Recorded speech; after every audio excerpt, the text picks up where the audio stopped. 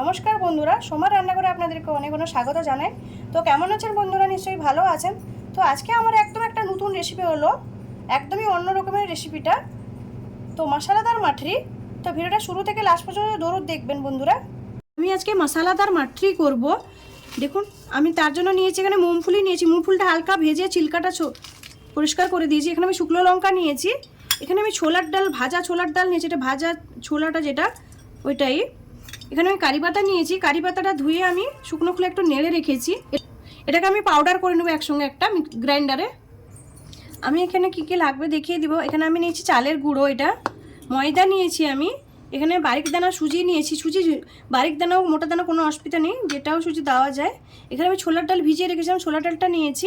এদিকে আমি পাউডারটাও করে নিয়েছি। দেখুন পাউডারটা খুব পাতলা, একদম পুরো মিহি করে পাউডার, একটু দানা দানা করে পাউডার হবে। একটা গামলা নিয়েছি, গামলার মধ্যে আমি চালের গুঁড়োটা ঢেলে দিলাম।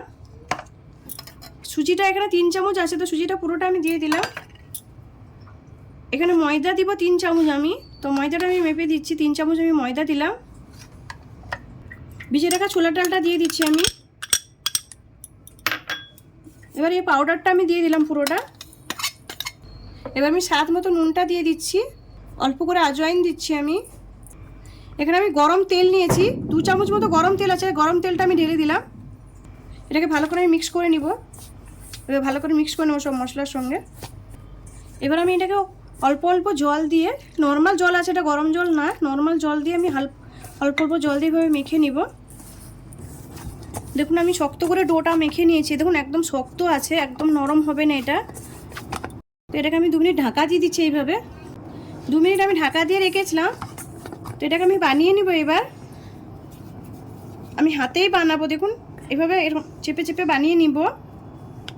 একটু বড় বড় সাইজের হবে মাঠরিগুলো। এই যে দেখুন এভাবেই হবে মাঠরিগুলো। আমি আরেকটা বানাচ্ছি, একটু মোটা হবে, খুব বেশি পাতলাও না মাঠরিগুলো। এভাবে বানিয়ে এভাবে বানিয়ে আপনারা স্টোর করে রাখতে পারেন, যখন খুশি খেতে পারেন। চার সঙ্গে দারুণ লাগে, চা কফির সঙ্গে বিকালবেলা এই মাঠরিগুলো। তো আমি এইভাবে বাকিগুলো সব বানিয়ে নিয়েছি। দেখুন এইভাবেই মোটা থাকবে, খুব বেশি পাতলা নয়, খুব বেশি মোটাও নয়। তো নর্মাল মিডিয়াম সাইজের আমি বানাচ্ছি।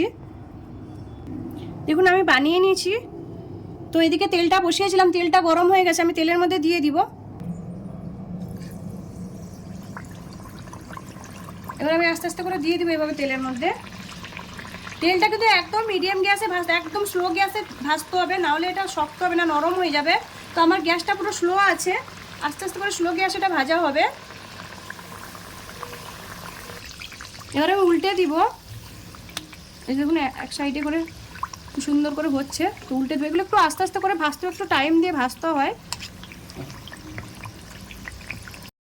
দেখুন আমি এটা উল্টে দিয়েছিলাম। দেখুন এটা ভাজা হয়ে গেছে। তো আমি এটাকে তুলে নিচ্ছি, আর বাকিগুলো এইভাবে ভেজে নিব। আর দেখুন এর কালারটা কত সুন্দর এসছে। আমি তুলে নিচ্ছি সবগুলো। গরম গরম মশলাদার মাঠরি রেডি হয়ে গেছে। তো এখানে আমি একটা বাটির মধ্যে নিয়েছি এবং একটা ভেঙে দেখাচ্ছি। দেখুন কত ক্রিস্পি হয়েছে। এই যে দেখুন, দেখুন কত সুন্দর হয়েছে। এটা খেতেও অনেক সুস্বাদু হয়। তো আমি যে পদ্ধতিতে বানালাম আপনারা একবার ট্রাই করবেন। আর এইভাবে বানিয়ে আপনারা 1 মাস পর্যন্ত স্টোর করে রাখতে পারেন, যখন ইচ্ছে হয় তখন খেতে পারেন। আমার মশলাদার মাঠরি রেসিপিটা যদি ভালো লাগে লাইক করুন, শেয়ার করুন, সাবস্ক্রাইব করুন, আর আমাকে কমেন্ট করে জানান আমার মশলাদার মাঠরির রেসিপিটা কেমন লাগলো। ধন্যবাদ বন্ধুরা, ভালো থাকেন, সুস্থ থাকেন।